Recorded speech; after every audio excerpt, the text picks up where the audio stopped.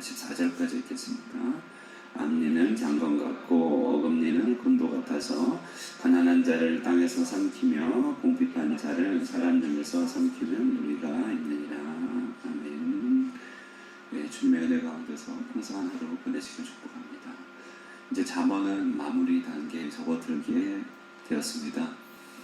모든 식사 가운데 정식 코스 요리는 이렇게 모든 제대로 되는 식사는 순서 코스가 있죠. 에피타이저 먹고 메인 디쉬 먹고 디저트를 먹습니다. 이렇게 먹는 것이 맛에도 좋고 소화도 잘 될 뿐만 아니라, 자, 식사라는 말, 식사는 먹는 일이잖아요. 그러니까 푸드 어페어 이렇게 얘기해야 되나요? 그러니까 말 그대로 하나의 사건이죠. 식사, 먹는 일의 마무리를 보여줍니다. 마찬가지로 잠언도 그렇게 머리, 몸통, 꼬리로 구성되어 있습니다. 그래서 1장에서 9장까지 기억하실지 모르겠지만 1장에서 9장은 하나님을 경외하고 지혜와 결혼하라고 하는 그런 설교조의 그런 이야기가 담겨져 있습니다. 그리고 우리가 최근까지 봤듯이 10장부터 29장까지는 문학기법상 대조법과 단문을 활용한 수많은 지혜의 경구들이죠. 경구들. 지금 이디엄이라고도 하고 맥심이라고도 하더라고요. 이런 잠언의 중간 부분은 하나하나 비타민과 같습니다. 그래서 다른 약하고 털어 넣어도 좋은 약이고 따로따로 먹어도 참 좋습니다. 그래서 전체적으로 파악해도 좋고 한 구절 한 구절도 참 그렇게 너무 좋은 촌철살인의 교훈들이 많이 있습니다. 자, 그리고 이제 잠언의 이 수집가들이 편집할 때 잠언을 어떻게 마무리하면 좋겠는가 고민하지 않았겠어요? 그렇게 아마 고민하면서 아마도 그분들이 조금은 해학적이고 풍자적인 그런 풍류 시인의 목소리로 잠언의 에필로그 마무리를 하려고 하는 것 같습니다. 자, 30장은 좀 그런 풍자적인 내용이 있고 31장은 그렇진 않습니다. 그렇진 않은데요. 두 가지가 서로 다른 지혜자의 지혜입니다. 그래서 서로 다른 지혜자의 지혜를 가지고 와서 잠언을 가지고 와서 잠언 전체의 결론부로 지금 이렇게 집어넣고 있는 것이죠. 보시면 지금까지 격식 있고 절제된 표현이 아닙니다. 조금 자극적이고 때로는 눈살이 확 찌푸러드는 표현이 있고요. 내일 보면 조금 더 그렇습니다. 그러나 아주 여운이 길게 남는 그런 부분이고 세상을 달관한 사람의 목소리가 들립니다. 그래서 여운을 남기는 것, 이게 잠언 마무리의 목표라고 할 수 있을 것입니다. 그렇게 이제 공부가 되는 것이에요. 이게 꼭 그렇다기보다는, 왜냐하면 저자들이 살아서 저에게 가르쳐준 게 아니니까 묵상하다 보면 그렇게 느껴집니다. 오늘 잠언은 아굴의 잠언으로 소개되죠. 1절에. 그래서 이디엘과 우갈에게 이른 것이라고, 그러니까 이들이 사람인지 민족인지 지역인지 명확하지 않습니다. 분명한 것은 솔로몬은 아니다 하는 것은 분명하죠. 여기서 이제 사회적 위치와 격차, 수준의 차이를 의식한 듯이 아굴은 자신을 짐승이라고 말합니다. 2절에. 그죠? 나는 다른 사람에 비하면 짐승이다. 3절을 보면은 오늘날의 표현으로는 나는 가방끈도 짧고 영성도 뛰어나지 않는다 이런 얘기죠. 나는 PhD도 없고 그렇게 영성이 뛰어난 사람도 아니다 이런 얘기를 하고 있습니다. 그런데 이제 그것이 무엇이 문제가 되냐면서, 그러면서 잘 안다는 것이 얼마나 되겠느냐고 이렇게 4절을 통해서 좀 얘기하고 있는 것이죠. 자, 어느 날 알렉산더 대왕이 디오게네스라고 하는 철학자를 찾아갔습니다. 그는 일광욕을 즐기고 있었습니다. 그때 알렉산더 대왕이 내가 지금 당신을 위해 해줄 것이 없겠는가? 당신도 알겠지만 나는 당신이 원하는 것은 뭐든지 줄 수 있어 이렇게 얘기합니다. 그러자 디오게네스가 하는 말이, 그러시다면 제발 몸을 좀 비켜서 폐하의 그림자를 좀 치워주시겠습니까? 저와 해 사이를 가리고 있는 폐하의 그림자를 좀 치워주세요 이렇게 얘기했다는 이라고 했습니다. 굉장한 어떤 도발, 본문 초반부 그런 느낌입니다. 안다는 게 뭐 그렇게 대단한 것인가. 그래서 4절에 한번 읽어볼까요? 4절 읽어보겠습니다. 시작. 하늘에 올라갔다가 내려온 자가 누구인지, 바람을 그 장중에 모은 자가 누구인지, 물을 옷에 싼 자가 누구인지, 모든 끝을 정한 자가 누구인지, 그의 이름이 무엇인지, 그의 아들의 이름이 무엇인지 너는 아느냐, 이렇게 얘기하고 있어요. 이 말에 이제 행가는 자신을 높이고 뛰어난 수준을 뽐내는 당대 세대의 그들 마음에 깃든 이 허풍이죠. 허망한 마음의 바람을 빼는 얘기입니다. 네가 하늘에 올라가 봤냐고, 네가 바람을 놓아봤어, 이렇게 너 위치를 알아야지, 이렇게 얘기하는 것입니다. 이런 화법은 욥기에 등장하는 것입니다. 여러분, 욥기 읽어보면요, 욥이 한참 자신의 문제를 실험하고 고민하다가 하나님이 나타나시죠. 그래서 하나님이 욥에게 하신 말씀의 톤이 달랐습니다. 네가 저거를 만들었느냐, 네가 하늘을 지었느냐, 네가 저 삼성의 삼성 그 별들의 어떤 그런 것들을 창조했느냐, 이런 식으로 얘기를 한단 말이죠. 그 욥기가 읽혀졌던 그런 이제 화법, 그렇게 말하는 버릇이 있던 시대는 뭐냐면 사회 체계가 좀 무너진 시대였습니다. 그러니까 포로기 망한 시대에 이 욥기가 읽어졌죠. 더 좋아질 것을 기대하기 어려운 시대에 이제 욥기가 이제 써져졌던 거죠. 절망이 가득한 그런 시대에, 그러니까 적어도 욥기가 그때 읽혔다는 것이에요. 제 기억으로는 아마 60년대 저는 안 살아서 잘 모르겠지만 그 여러 자료들 보면 미국과 베트남 전쟁이 한참일 때 미국의 젊은이들 마음속에는 이런 깊은 절망감이 좀 많았다고 합니다. 강대국이라고 하는 게 별게 없구나, 한계가 있고 의미 없는 전쟁이 계속되고 끝날 기미도 안 보이고 쓸데없는 군비 지출에다가 강대국 자존심으로 젊은이들이 죽어나가고, 이런 배경 속에서 한편으로는 미래에 대한 불신, 기성세대에 대한 불안들, 그 다음에 내일에 대한 불신들, 이런 게 있었죠. 그래서 히피라고 하는 문화가 생겼다고 합니다. 반항적이고 또 삶을 부정하는 것 같고 헤비메탈에 심취하고 마약을 하고, 아마 비집고 들어갈 자리가 없다는 절망감 아니겠습니까? 기존 사상체계에 대한 강한 불신이죠. 그러니까 이런 사회가 조금 안정이 떨어졌을 때, 사회가 노화가 너무 되어서 이제 좀 망해가는 것 같을 때, 그럴 때였습니다. 이럴 때 이제 예전에 공자도 벼슬을 얻지 못해 비집고 들어갈 틈이 없으니까 먹고 살 자리가 막막하여 떠돌이 신세가 된 적이 있다고 하는데, 그의 모습을 발견한 한 사람이 그에 대해서 말하기를 상갓집 개와 같다, 이렇게 얘기했더라고요. 상갓집 개. 무슨 말이냐면 그 주인이 죽어서 이제 밥 챙겨줄 사람도 없어 정처 없어진 신사를 말할 때 이제 상갓집 개와 같다, 이렇게 얘기합니다. 아굴이 지금 자신을 짐승이라고 말하면서 기존의 세태를 좀 비꼬고 있습니다. 그 당시 잠언이 아마 이제 최종적으로 편집되고 읽혀졌던 시집 포로기인데요. 포로기, 이런 풍자로 마무리하면서요, 혹시라도 사람들이 포로 생활 가운데서 성경과 잠언, 신앙을 통해서 신분 상승의 욕심이나 엘리트주의라든지 자신을 뽐내는 어떤 부귀 안전, 자기 영역을 강화하려고 하는 그런 시도를 하고 있다면 이렇게 막판에 가서라, 부질없는 짓이다 라고 꼬집고 있는 것입니다. 그런 영화가 부질없다, 하늘에 올라가 봤느냐, 눈에 보이는 권세, 목을 매는 거 부질없다, 다 허물어질 장망성이다, 이렇게 얘기하고 있는 것이죠. 인기, 인정, 박수, 갈채, 그걸 쫓아가는 것들, 그게 무슨 의미가 있느냐. 정말 화무 11호이다, 아름다운 꽃 열을 못 가고 권불 10년이다, 권세 10년 못 간다, 이런 톤으로 얘기하고 있습니다. 자, 그러면 이제 무엇이 필요한 것인가 얘기하고 있는 것이죠.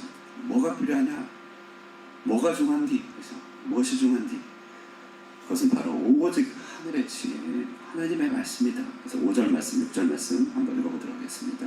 5절, 6절 읽겠습니다. 시작. 하나님의 말씀은 다 순전하며 하나님은 그를 의지하는 자의 방패시니라. 너는 그의 말씀에 더하지 말라. 그가 너를 책망하시겠고 너는 거짓말하는 자가 될까 두려우니라. 순전한 하나님의 말씀은 올인해야 된다.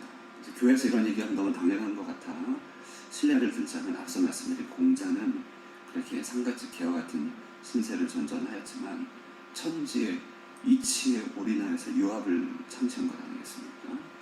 그러니까 하물며 하나님의 백성은 어떻게 했나는 거예요. 정말 하나님의 말씀에 올인하여 겉으로 보여지는 신분과 환경, 여건과 상관없이 그렇게 한번 살아보라는 것이죠.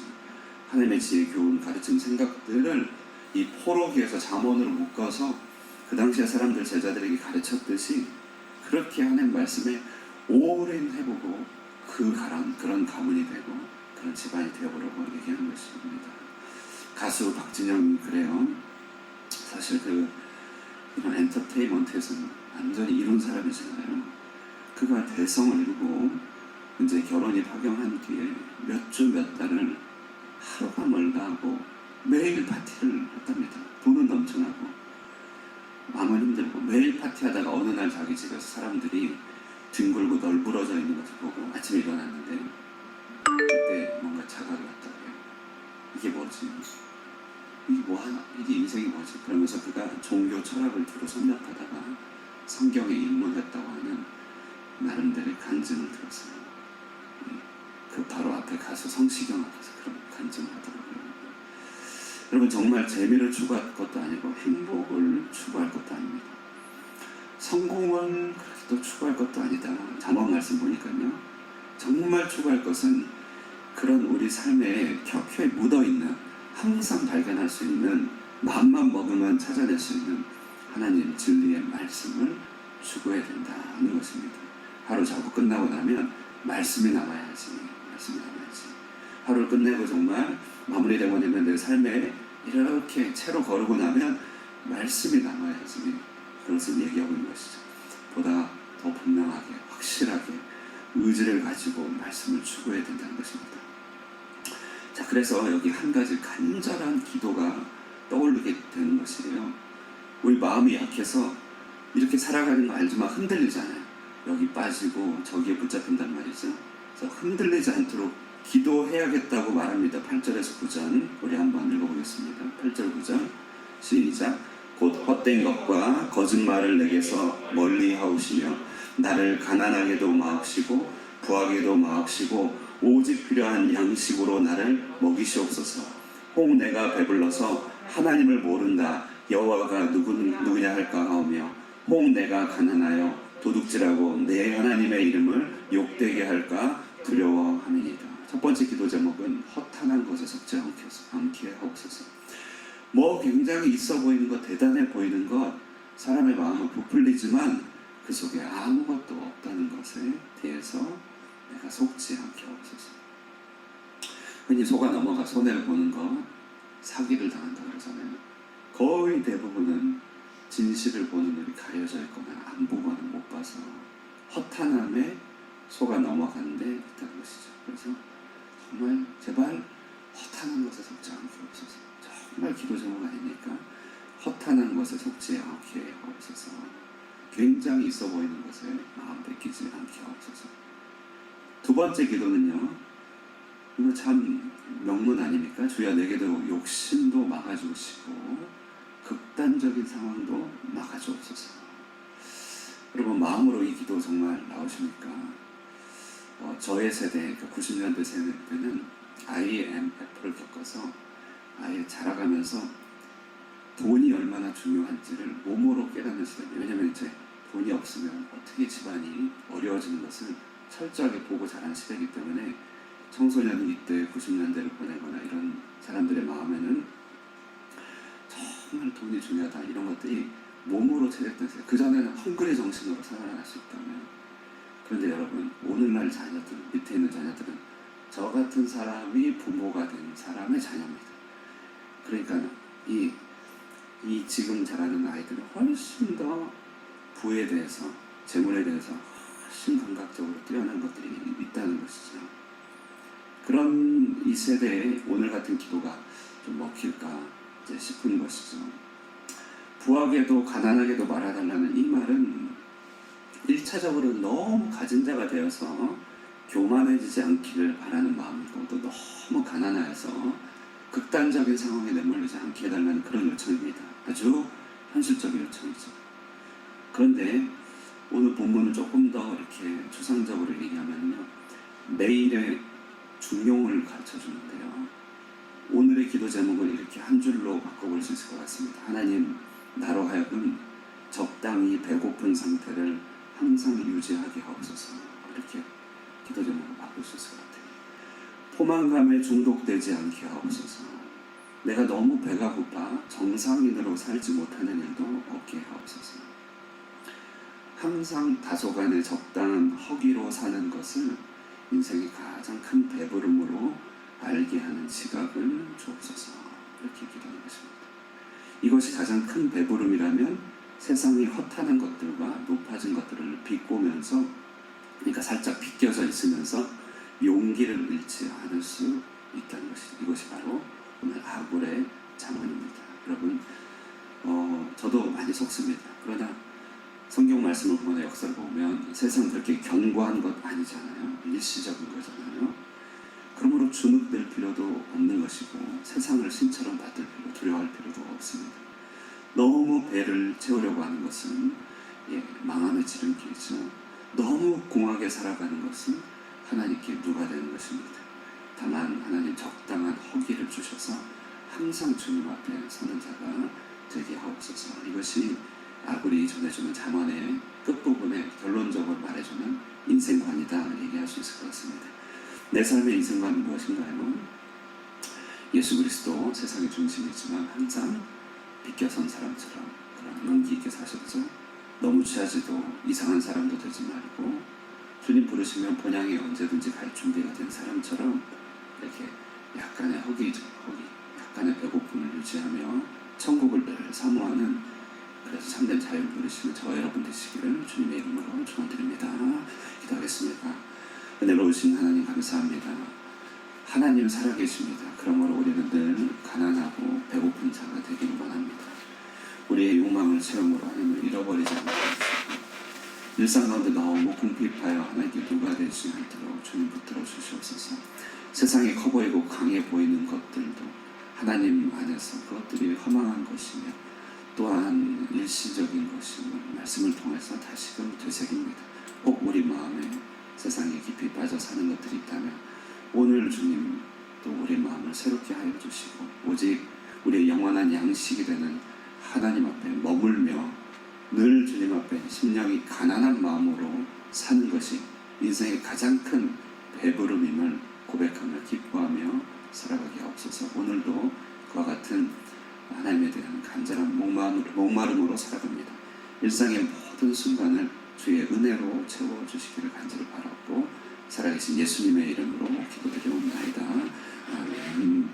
우리 말씀 생각하시고 기도하시고 개인의 기도 제목으로 기도하시고 들어가겠습니다.